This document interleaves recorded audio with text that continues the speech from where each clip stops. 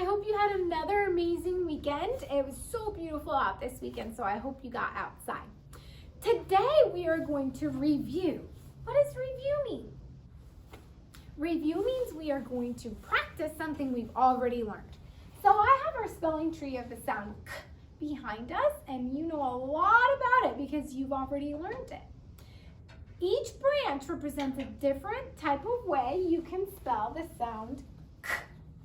You can spell it with a C, a K, a CC, and a CK. And let's review when we use each specific spelling. Let's start with the C, which is the most common. We know this because our branch is long. We use the spelling C for the sound k when the word starts with a CA, CU, and CO, as in k, at, k, ut, k, ought. So if it starts with a CA, CU, CO. We also use it in the consonant clutter of CR, SCR, SC, and CL. So when you hear the sound k and the consonant clutter, it's going to be a spelling of C. Here, when it is at the final position of a multi-syllable word, if a word is more than one syllable and you hear the k at the end, you know it's going to be a C, like clinic and picnic.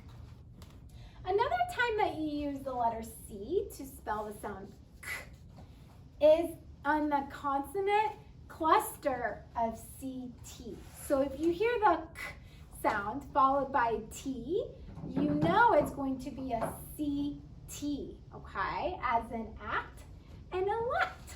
Now let's move over to our next most common, which is the K. So you are going to be using the K spelling for the sound k. If the word begins with a K-I, K-E, so if you hear the K-I and K-E at the beginning of the word, you know that k sound is going to be a K, like kite and kettle. It is also used in the consonant cluster of SK. So if you hear a k sound following an S, you know it's going to be a K, not a C. SK as in skip. You also use it at the final position, but the sound that comes before the k sound is a long vowel. Remember, your long vowels say their name, A, E, I, O, U. So here we have steak, st, ache. You hear that long vowel sound. Same as in Greek. You hear that long vowel sound, so you know the k sound at the end is going to be a K.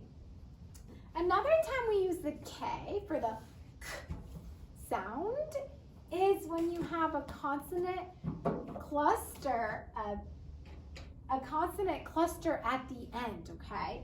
Like in desk, you have that consonant cluster of SK, and think, you have the N before the K.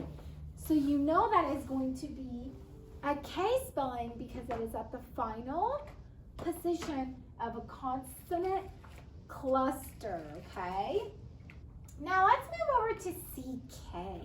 When do we use CK for the sound k when we are spelling? So the CK is not used at the beginning of a word or at the beginning of a syllable, okay? So do not use it ever at the beginning of a word or a syllable.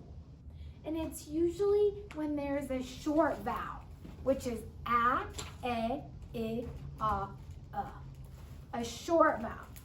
So you're going to use the CK after a short vowel. Here I have circled a short vowel as in tackle, t, a, go, t, I, go. Both of these are short vowels, and the k sound that comes after, you know it has to be a CK because it comes after a short vowel, okay? And here I forgot to circle these, but this is just the same. Ack, b, get. The k sound comes after a short vowel, so you know it's going to be a CK. And lastly, our smallest branch is the CC. So you know that if it's a small branch, we don't use it that often. The CC, for the sound k, we're only going to use it when it's more than one syllable. So if the word is one syllable, you know the k sound is never going to be spelled with the CC. If you hear a multi-syllable word like soccer or hiccup, the k is going to be a double C. But remember, we do not use that very often, and never at the beginning of a word or a syllable.